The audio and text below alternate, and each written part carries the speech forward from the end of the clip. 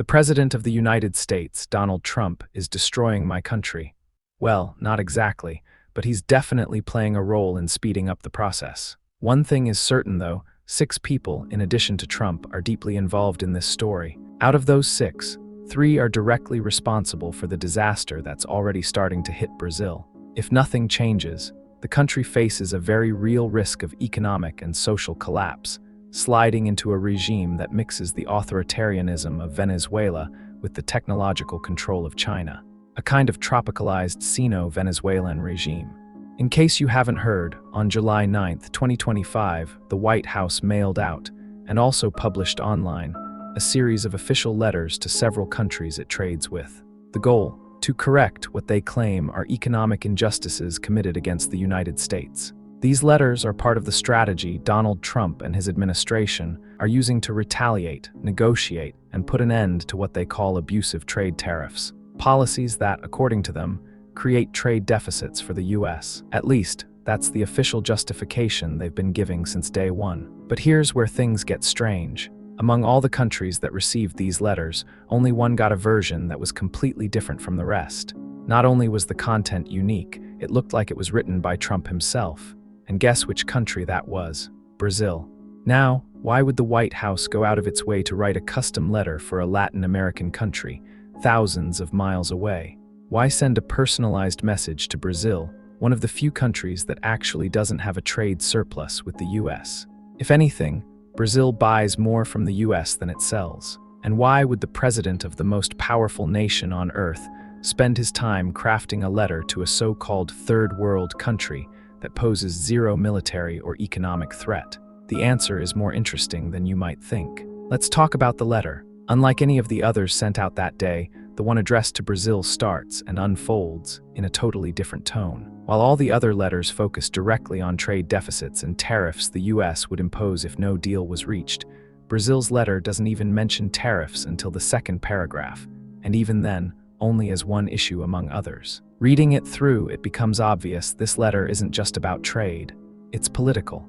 The tariff issue seems more like a pretext than the real reason. Right in the first paragraph, the real motive is laid out: no subtlety, no filters, the political persecution of former President Jair Bolsonaro by Brazil's judiciary. It's not hinted at, it's explicit. The paragraph ends by calling it a witch hunt and demands that it stop immediately in all caps. But don't get me wrong, the 50% tariff, set to kick in on August 1st, 2025, isn't just about Bolsonaro being persecuted. The true reason Brazil is now facing the highest trade tariff among all US partners has a name, a face, and a lot of power. A man who only needs to feel insulted to try and ruin your life. A bald man with the face of a comic book villain. Someone who could easily play Lex Luthor in a Superman movie. And he's not an actor, he's a Supreme Court Justice in Brazil, Alexander de Moraes. So why would a judge be behind such a heavy economic penalty? How can someone in the judicial branch have the power to cripple an entire country? The letter itself provides the answer. He, along with his allies, has turned Brazil's justice system into a censorship machine, issuing secret and illegal orders to major US tech companies, threatening them with massive fines, bans, and total market expulsion. Here's just a small sample of what he's done or ordered since 2022. Suspended Telegram in Brazil for not complying with a fake news investigation. Fined Meta, Facebook, and Instagram $349,000 for failing to block accounts under investigation, even if those accounts were outside Brazil. Ordered Telegram to delete messages opposing a bill widely dubbed by Brazilians as the censorship law, under threat of suspension. Blocked accounts and channels on Facebook, TikTok, X, formerly Twitter, and Instagram. Banned Rumble across all of Brazil, blocked X throughout the country, and imposed a $9,000 daily fine on anyone using VPNs to bypass the ban. Froze Starlink's bank accounts to pressure X into paying fines. Fined X nearly $900,000 per day for allegedly bypassing the block with dynamic IPs. Prosecuted X for not providing user registration data. Blocked X again for failing to assign a legal representative or remove specific accounts. And that's not all. In April 2024, the release of the Twitter files Brazil revealed that the Supreme Court, Electoral Court, and the Public Prosecutor's Office, institutions meant to uphold the law and protect civil rights, had secretly demanded bulk user data, including data tied to certain hashtags. Accounts were suspended without clear justification. The orders were secret. Twitter/X was even banned from disclosing which judge issued what order, or why accounts were taken down. So it's no surprise that the letter openly mentions the abuses and illegal actions committed by Alexander de Moraes and those around him. Trump clearly sees Moraes as more than just a problem for Brazil. He sees him as a global warning sign, or worse, an inspiration for authoritarian-leaning judges elsewhere if the US doesn't push back. Brazil isn't even in the top 3 global markets. It's not one of the 3 most profitable countries for big tech either. So it's pretty clear this fight isn't about money. It's about something bigger: American companies being threatened through foreign judicial systems.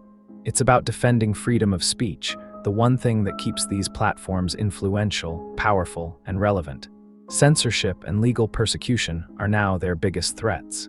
So yes, Trump is defending US interests, US companies, and American values. But remember what I said back at the beginning. It's not just one man that made Trump step in. This is Lula, the president of Brazil. When you look at this face, what's the first thing that comes to mind? Well, in case you didn't know, this man comes with a resume that's, let's say, interesting. We're talking about a self-proclaimed alcoholic, a functional illiterate, a compulsive liar who never stops talking about the poor while building a millionaire's fortune. Now clearly senile, Lula returned to the presidency after already ruling Brazil for 8 years, getting convicted, imprisoned, and then released just in time to run again in the 2022 elections, which he coincidentally won. Clearly, just a coincidence. Oh, and there's more. Lula was the key player in enriching powerful business allies and bankrolling foreign dictatorships with Brazilian taxpayer money through loans, handouts, or zero-interest deals. And as if that wasn't enough, he even forgave billions in debt owed by authoritarian regimes and shady companies. But this video isn't really about Lula himself. It's about why he's one of the reasons Brazil ended up in Trump's crosshairs. Here's why. Lula publicly insulted and attacked Donald Trump long before he even returned to the White House. There are plenty of statements showing that. Brazil is part of BRICS, a political alliance that includes China, Russia, Iran, not exactly America's best friends. Since the Democratic Party lost power in the US, Lula has openly aligned himself with the anti-Western axis. He goes to their events, defends their regimes, and never misses a chance to criticize the US. Lula, his party, and his government are hand in hand with the Supreme Court and mainstream media, working to censor the internet and control social media in Brazil. Why? Because platforms like these are a huge threat to the regime they've created, one where they claim to be defending democracy and protecting institutions. But here's the thing: they are the institutions. They defend democracy as long as it's their version. They protect institutions as long as they're the ones in control. And maybe the biggest reason of all, Lula has declared war on the US dollar. Yes, in multiple speeches, including right after the last BRICS summit, which, by the way, is when the White House letter was sent. Lula called for the end of the dollar as the world's reserve currency. He said countries should ditch the dollar and seek alternatives. Those 5 reasons are more than enough to put Lula on Trump's radar and the radar of everyone around him. Is that what Lula wanted? Who knows? But here in Brazil, that's an old playbook. Create internal and external chaos to justify authoritarian power grabs. It's the classic social division tactic: invent enemies, polarize debates, stir up hatred, censor dissent, and use violence when necessary, all in the name of the greater good. And right on cue, since the White House letter was published, that's exactly what Lula, his party, his allies, and his followers have been doing. Among all the countries that received letters, Brazil is the only one, as of the time I'm recording this, that hasn't reached out to the White House to start negotiations. Yes, the only one. Not even China, which is basically in a non-stop Cold War with the US, sat still. Even they have already begun talks to try to reduce the damage from the tariffs. So why hasn't Brazil moved? Because of Lula. Because of the hatred he holds toward the United States, or at least toward Donald Trump and the American right. This personal and ideological grudge is costing the country dearly, and yet the Brazilian government refuses to act. Speaking of China, let's be clear. China has direct, tangible interests in Brazil, and that's not a theory, it's a fact. Since at least 2018, the Chinese Communist Party has been expanding its investments in Brazil, eyeing land, companies, politicians, judges, and business leaders. Brazil is one of the world's largest food producers. It also has a vast territory full of mineral wealth, including rare earths essential to modern tech and industry. If the US lets Brazil slip entirely into China's hands, it will be facing a major geopolitical crisis in its own backyard. And with a president who adores the Chinese regime and a judiciary that openly admires China's authoritarian model, that shift might come a lot faster than you think. Lula's government on its own already feels like some bizarre mix between The Office and House of Cards if it were written by drunk interns on a budget. But it gets even worse when you look at his wife. Yep, her. The woman who, let's just say, worked her way up, if you know what I mean. The love story began in prison. No, she wasn't locked up, she was just a fan. That's right, Lula has fans, followers, and some of them will do anything. That woman is now Brazil's first lady. Her nickname, Janja. Now you might be asking, what does she have to do with Trump's tariffs? At first glance, she might seem harmless, just a weird, loud woman with bad fashion sense. But you'd be wrong. Rosangela knew exactly what she was doing from the start. She began her relationship with Lula while he was in prison and quickly became the only person who could control him. Today, the president of Brazil is entirely under the influence of a woman who rose to power during conjugal visits behind bars. And that's not an exaggeration. Multiple reports have shown how she interferes directly in government. She controls Lula's schedule, his public appearances, who gets access to him, even what decisions he makes. Rosangela has basically become the babysitter of an old man who should probably be in a retirement home. Now you might say, okay, but what's the real danger here? Think about it. If the most powerful man in the country is emotionally dependent on one person, then he'll do whatever she wants. Simple as that. And Rosangela isn't staying quiet. She's one of the government's loudest voices when it comes to attacking social media and its algorithms, claiming they favor the right wing. She's even publicly insulted Elon Musk at a G20 panel, while clearly intoxicated, by the way. And during a visit to China, she complained to Xi Jinping himself about TikTok, saying the app was radicalizing Brazilian youth. A weak man, emotionally dominated, will do anything to please the one holding the leash. No surprise then that even within Lula's own government, and among his own voters, a lot of people can't stand Rosangela.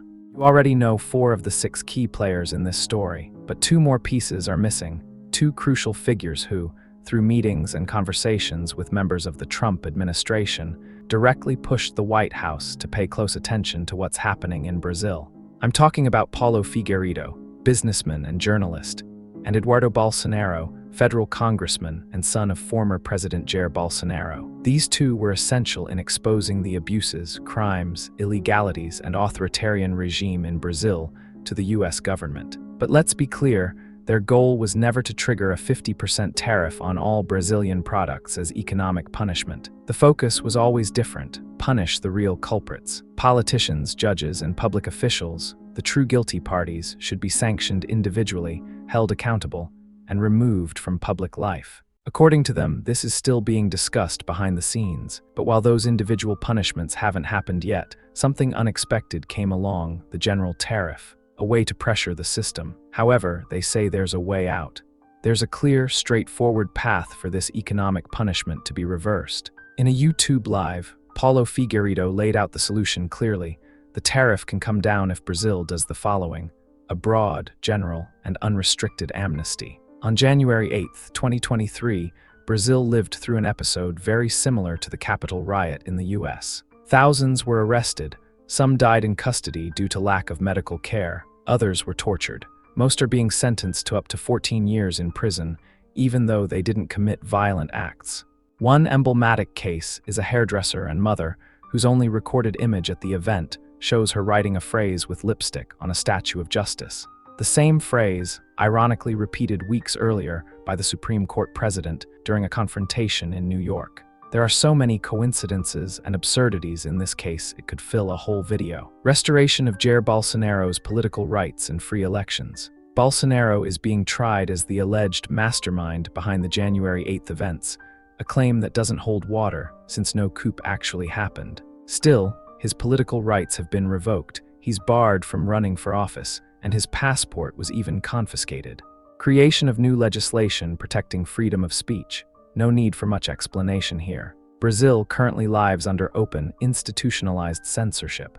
This must change. Accountability for all public officials who abused their power. This is simply justice being served. After so many arbitrary acts, abuses, and violations, those responsible must be held accountable. In summary, for the tariff to be lifted, Brazil would need to stop being a banana republic and become a serious country with independent justice, real guarantees, and judicial neutrality. Simple as that.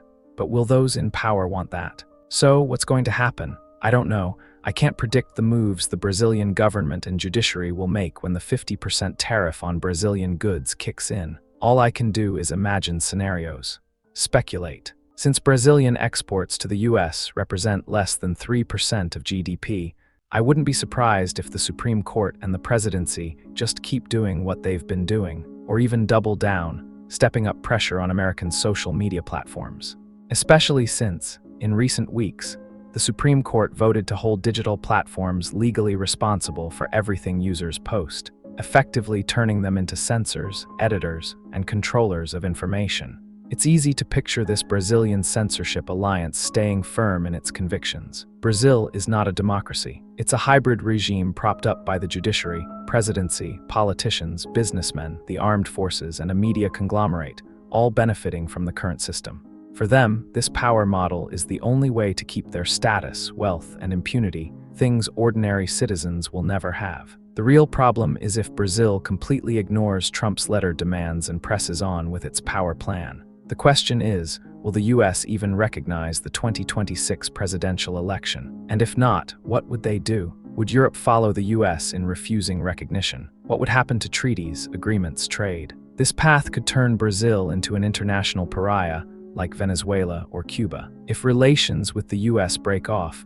even though the US is Brazil's second largest export market, the impact would be brutal. Because the most important factor isn't just trade. It's that the US is Brazil's largest direct investor. No American investment, Brazil stops. No dollars flowing in, the economy stalls.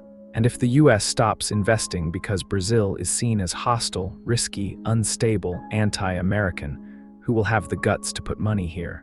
With fewer dollars coming in, the exchange rate spikes. And with a stronger dollar, everything in Brazil becomes more expensive, from supplies, machinery, and technology to agribusiness, the most productive sector of our economy. The result? Inflation, drop in production companies going bankrupt, unemployment, debt, hunger, and even higher interest rates, despite already having the highest real interest rate in the world in 2025. Complete chaos, economic collapse, and what's been done so far? The only answers we've had so far are words and some worrying signs.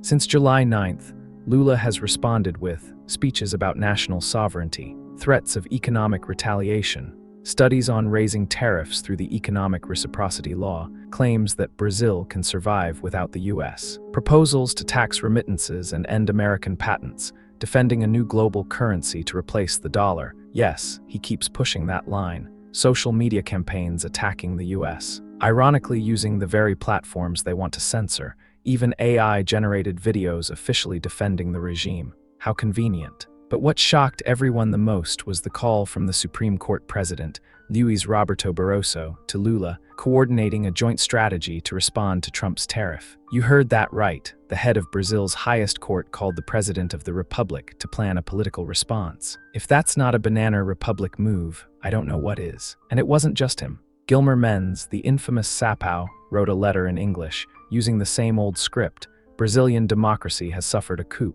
Social media helps extremists. The Supreme Court and Congress are targets of fake news, attacks, even death threats. That's why we need to act firmly to defend the Constitution, democracy, and civilization. Translation: we have a justification to destroy everything: democracy, Constitution, justice, freedom. We are the state, and anyone who questions that is a threat. As a Brazilian, seeing all this is almost both comical and tragic at the same time. Tariffs created by the regime itself, no problem. But Trump's tariff, that's outrageous. What I've witnessed in the last few days is something rare. A large part of the entire Brazilian elite, liberals, financial markets, woke activists, billionaires with public money, generals, nationalist businessmen, media, judiciary, and public intellectuals, coming together against a new common external enemy, the United States. This temporary alliance gives the regime strength to hold their narrative firm until July 31st. But what happens on August 1st? Internal fights, surrender, cracks, regime crisis, country closing itself off, the birth of a new Venezuela. I don't know, but whatever happens, it won't go unnoticed. Honestly, I'm scared. not just about what has already happened, but mostly about what's still to come. Thank you so much for watching all the way through. I hope YouTube recommends something even better for you to watch next, and that I can be back soon with a new video for you. I'm John Magellan. See you soon, God willing.